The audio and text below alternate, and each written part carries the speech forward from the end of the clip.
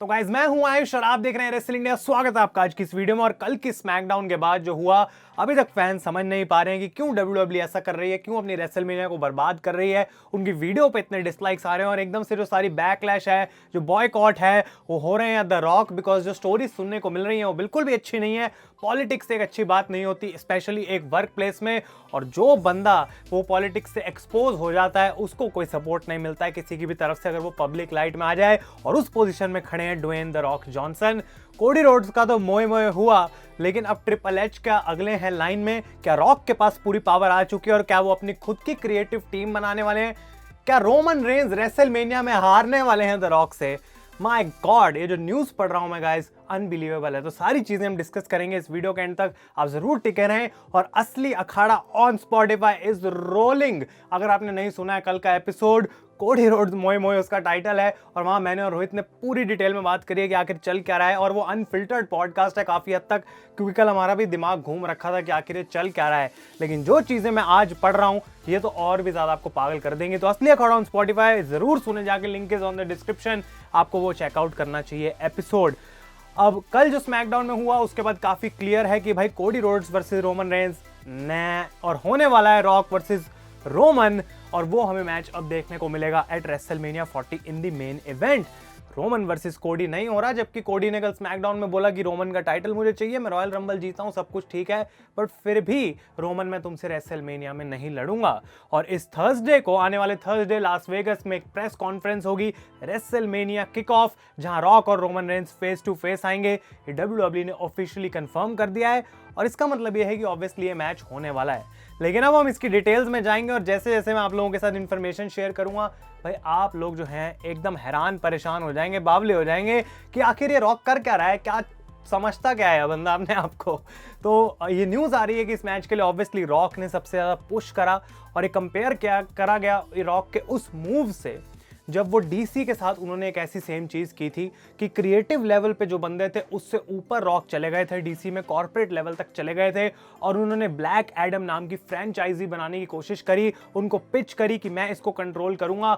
और पूरे box office का जो कंट्रोल है रॉक ने अपने अराउंड बनाने की कोशिश करी, डीसी में कॉर्पोरेट लुक। और हम जानते हैं कि रॉक की जितनी वैल्यू है, जो उनकी फॉलोइंग है, जिस तरीके से रॉक एक हाईएस्ट पेड एक्टर हैं वर्ल्ड के, उनकी बातें भाई बहुत लोग सुनते हैं अगर वो टेबल पे आके बैठे, बिकॉज दूसरे बंदे का भी मनी वाइज फायदा होता है। तो रॉक को पता है किससे बात करनी है।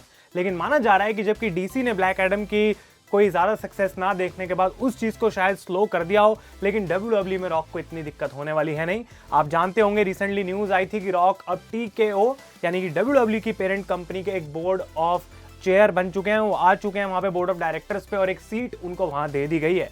लेकिन आज ये न्यूज़ बताती है कि $30 मिलियन की रॉक को ये सीट दी गई है।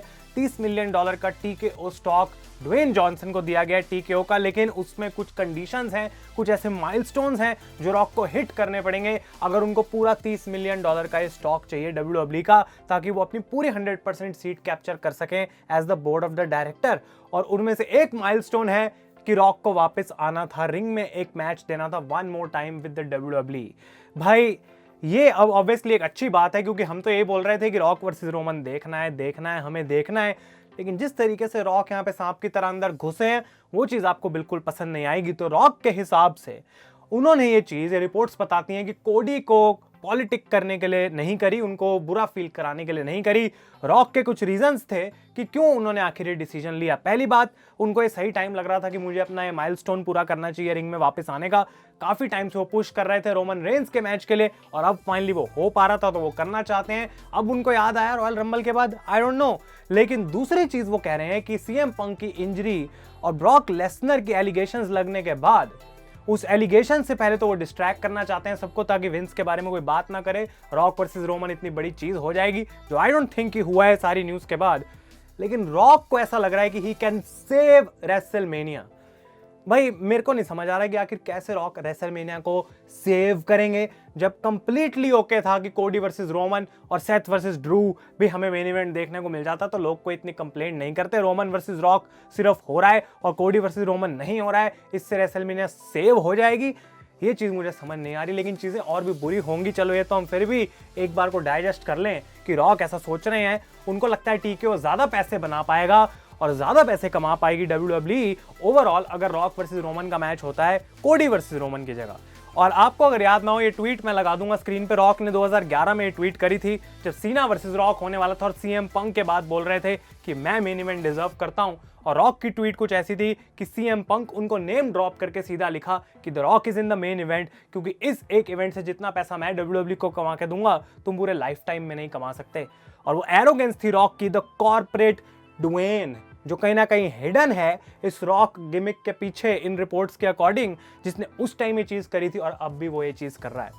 और बेकार करते हैं और बुरा करते हैं चीजों को यहाँ पे, क्योंकि ब्रायन गेविड्स, इनका नाम शायद आपने मेरी डॉक्यूमेंट्री वीडियोस में सुना हो, मंडे नाइट वॉर्स में, स्पेशली रूथलेस एग्रेशन एरा की वीडियोस में, कि ये WWE के हेड क्रिएटर थे, क्रिएटिव डायरेक्टर थे, बहुत टाइम तक राइटर थे WWE की उस टाइम पे, इन 2000s एटीट्यूड एरा के टाइम पे भी। जैसे अब ट्रिपल एच लीड रोल में है, ये हेड ऑफ क्रिएटिव थे और करंटली ये रॉक की प्रोडक्शन 7 बक्स प्रोडक्शन के लिए काम करते हैं। लेकिन माना जा रहा है कि TKO ने ब्रायन गेविट्स को हायर करा है क्रिएटिव प्रोसेस के लिए WWE में, जो कि रॉक के सारे क्रिएटिव प्रोसेस को देखेगा जो वो करने वाले हैं। इसका मतलब ये है कि ना ही सिर्फ रॉक वर्सेस रोमन मैच होने वाला है रेसलमेनिया में, रॉक का जो क्रिएटिव कंट्रोल है वो ट्रिपल एच और उनकी टीम नहीं, अभी WWE के क्रिएटिव राइटर्स नहीं देखेंगे, ब्रायन गेविट्स और उनकी और रॉक की टीम डिसाइड करेगी कि क्या यहां पे हो रहा है। My God. और इसको मैं बुरा करता हूं, ये माना जा रहा है कि अगर एंडेवर ने ये साइनिंग करी है तो इस सोच के साथ करी है कि ये एक प्लान बी भी हो सकता है WWE के क्रिएटिव फ्यूचर के लिए, अगर फ्यूचर में वो ड्वेन जॉनसन को लीड में रखना चाहते हैं इस पूरी कंपनी के। इसका मतलब ये भी है कि अगर ऐसा कोई क्रिएटिव पावर स्ट्रगल अब WWE के अंदर होता है तो ट्रिपल एच, जो कि CCO हैं, क्रिएटिव चीफ क्रिएटिव ऑफिसर हैं इस समय WWE के, वो भी रॉक से लड़ाई में नहीं जीत पाएंगे, because Rock has more power than triple H in WWE। ना ही सिर्फ कंपनी के मनी मेकिंग डिसीजंस में बल्कि क्रिएटिव डिसीजंस में, जो कि टीवी पे हमको देखने को मिलेंगे। अभी ब्रायन गेविट्स और उनकी टीम सिर्फ रॉक के क्रिएटिव प्लान्स पे काम करेगी, लेकिन ये नहीं पता कि ट्रिपल एच की टीम को क्या होगा। क्या ट्रिपल एच आज से 1 साल बाद WWE में होंगे भी या फिर उनको भी निकाल दिया जाएगा। ये सुन के मेरा और दिमाग खराब हो रहा है। और ये माना जा रहा है TKO ने इसलिए करा है बिकॉज रॉक को जो पावर उन्होंने दी है इस बोर्ड पे, उसको वो सीमेंट करना चाहते हैं और ज्यादा सॉलिड करना चाहते हैं, दिखाना चाहते हैं कि ये बंदा अब बोर्ड पे आ गया है। बेसिकली विंस मैकमैन को निकाल के रॉक को सीट दे दी विंस की, और यहाँ पे अब बेसिकली बोला जा रहा है कि ये बंदा इतनी पावर में है, देखते हैं कि इसकी पावर कहां तक हम टेस्ट कर सकते हैं। अब ऑब्वियसली जब ऐसा कुछ होता है तो बैक स्टेज काफी सारी जो अपने खबरी हैं वो भेजते हैं लोग और पूछने की कोशिश करते हैं कि क्या रिएक्शन है। और माना जा रहा है कि ऑलमोस्ट 36 सोर्सेज से बात निकल के आ रही है और किसी एक ने भी इस डिसीजन की तारीफ नहीं करी। इनफैक्ट लोग इस चीज को कंपेयर कर रहे हैं उस टाइम से जब 2015 में रोमन रेंज रॉयल रंबल जीते थे, रॉक वहां पे आए थे रोमन को पुश करवाने के लिए, बट इंस्टेड फिलाडेल्फिया ने, पूरी बिल्डिंग ने रॉक को भी साथ में बू कर दिया था।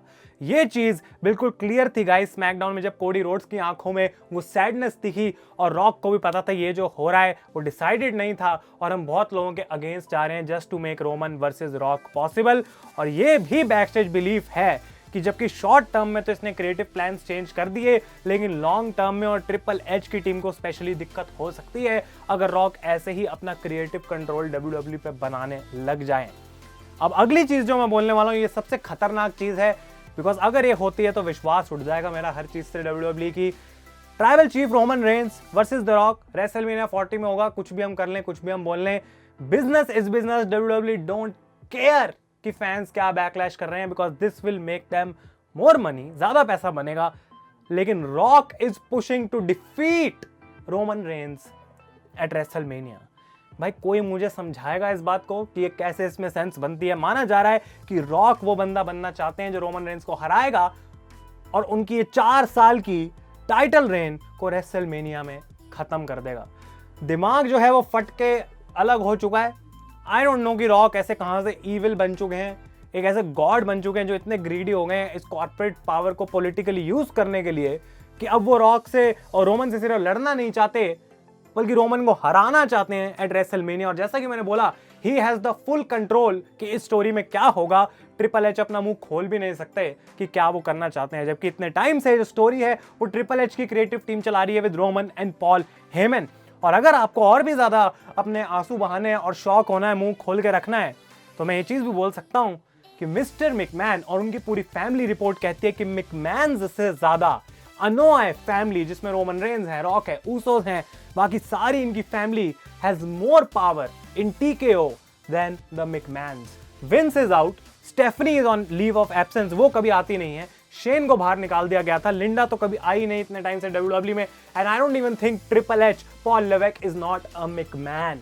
पॉल लेवेक एक एम्प्लॉय है टीकेओ का, जिसको कभी भी निकाला जा सकता है अगर उनका मन चले, बिकॉज ट्रिपल एच की पावर एक हद तक है, वो रॉक को जाके ये नहीं बोल सकते कि तुम नहीं जीतोगे at WrestleMania. Rock can also fire triple H, और ये चीज जो है बिल्कुल दिमाग खराब कर देती है, बिकॉज अगर ऐसी कॉर्पोरेशन बनाने की रॉक की आइडिया है अंदर से कि मुझे सब कुछ करना है, मुझे अपने $30 मिलियन निकालने किसी तरीके से सारे माइलस्टोन्स हिट करके कि इतना पैसा मैं कंपनी को बना के दूंगा, and this is so greedy कि रॉक के अगेंस्ट पूरा बॉयकॉट होने वाला है सब कुछ। उस रेसलमेनिया मैच में रोमन रेंज को चीयर और रॉक को इतनी गंदी बू होगी कि कैरेक्टर फ्लिप हो जाएगा, एंड रोमन रेंज अगर हारते हैं it will be the worst most infamous night in the history of WrestleMania.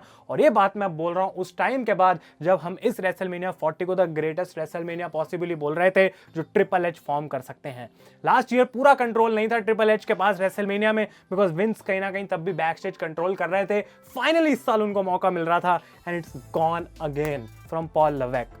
Honestly बताऊं गाइस तो मुझे बहुत ही ज्यादा गुस्सा आ रहा है सब पढ़ के कि आखिर क्या कर रहे हैं रॉक, क्यों आखिर वो ऐसा कर रहे हैं। पर क्रिएटिव पावर मैं आपको बता रहा हूं जब मिल जाती है, जब इतनी पावर किसी को कॉर्पोरेशन के अंदर मिल जाती है, वो उसको अब्यूज ना करे, बहुत अनलाइकली होता है, बिकॉज एवरीवन इज ग्रीडी जब बात पैसों पे आती है। और ये लोग कितना पैसा बनाएंगे अपनी जिंदगी में उसकी समझ मुझे कभी भी नहीं है। The rock is not a wrestler, he is not a performer, he is only a businessman, ऐसा फील होता है सारी रिपोर्ट्स पढ़ के। और आपको एंड में मैं एक नोट के साथ छोड़ूंगा, because this is in the title, कि कोडी रोड्स का क्या होगा। कोडी आखिर अब क्या करेंगे भाई अपनी इस स्टोरी के साथ। कोडी को मैं हाथ जोड़ूंगा, बिकॉज अगर ऐसे कोडी के साथ चलता रहा, he should just go back to All Elite Wrestling और रिटायर फॉरएवर। बिकॉज अगर ऐसा है, Seth Rollins is the plan for Cody Rhodes at WrestleMania. अगर कोडी सेथ से लड़ रहे हैं भाई, अभी मंडे नाइट ड्रॉप उन्होंने सेथ को बोला था I will think about it, और रोमन के मुंह पे जाके बोला कि मैं तुम्हारा टाइटल लेना चाहता हूं, तो क्यों अब वो सेथ के पास जाएंगे और बोलेंगे हाँ भाई मैं तेरा चैलेंज एक्सेप्ट कर लेता हूं, बिकॉज रॉक मेरी स्टोरी के बीच में आ गया। आई डोंट नो कि डब्ल्यूडब्ल्यू इसका कैसा सेंस बनाएगी। और ट्रिपल एच पे लोग भड़क रहे हैं कि ट्रिपल एच ने करा है, भाई ट्रिपल एच ने कुछ नहीं करा है, बिकॉज सारी पावर तो रॉक के पास है। और कोडी रोड्स की क्या स्टोरी कभी खत्म होगी, इसके ऊपर भी एक रिपोर्ट आई है कि डब्ल्यूडब्ल्यू का प्लान अभी भी है उसको खत्म करने का, क्योंकि रोमन और रॉक का जो भी विनर होगा, मे बी वो रॉक भी हो सकते हैं, जैसे कि मैंने बोला उसका मैच कोडी के साथ होगा at SummerSlam this year for the unification of the universal championship and the world heavyweight championship. भाई गोली मार दो मुझे कोई इस पॉइंट पे, बिकॉज रोमन ने इतने टाइम से मतलब यूनिफाइड टाइटल्स को रखा था और उनको इतनी मुश्किल से स्प्लिट करा गया। सेथ रॉलिंस ने इस टाइटल को बनाया है। ओके वो रेसलमेनिया में अगर कोडी से हार जाए, इट डजंट बॉदर मी, उससे कोई फर्क नहीं पड़ता, इट्स फाइन, कोडी इज चैंपियन। लेकिन इस टाइटल को फिर से यूनिफाई करने का फायदा क्या था अगर इतनी मेहनत उस पर करी गई। मेरे दिमाग के परे है सब कुछ। Cody defeating the Rock at SummerSlam to finish his story becomes the undisputed champion. भाई नहीं करने की जरूरत, इतना ग्लैमर, इतनी फैंटेसी और रॉक को लाइमलाइट में रखने की इतनी कोई जरूरत नहीं है। अगर ये मैच हो रहा है, Rock should defeat, no, Rock should be defeated by Roman Reigns at WrestleMania. और जो ये स्टोरीज आ रही हैं, Roman Reigns is the clear baby face, और ये जब भी थर्सडे को होने वाला है, आई होप कि वहां पे क्वेश्चंस पूछे जाएं, because this makes absolutely no sense guys. अपने ओपिनियंस बताएं मुझे नीचे कमेंट्स में कि ये हंग्री पावर रॉक आखिर क्या करने आया है डब्ल्यूडब्ल्यू में, उनकी रियल इंटेंशंस क्या हैं, और क्या ये रेसलमेनिया को बर्बाद करेगा, या फिर एट द एंड जब रेसलमेनिया खत्म होगी तो तब भी हम उछल कूद रहे होंगे कि ये क्या हो गया कमाल। अपने ओपिनियंस बताएं मुझे नीचे कमेंट्स में गाइस। और असली अखाड़ा ऑन स्पॉटिफाई सुनना बिल्कुल भी ना भूलें। अनबिलीवेबल पॉडकास्ट पे आपका सपोर्ट चल रहा है, उसको आप कंटिन्यू रखें गाइस। तब तक के लिए thank you so much for watching. बहुत कुछ चल रहा है, काफी कंटेंट आएगा और आपको स्टे ट्यून्ड रहना चाहिए। न्यू सब्सक्राइब करना ना भूलें। तब तक के लिए मैं हूं आयुष और आप देख रहे हैं रेसल इंडिया।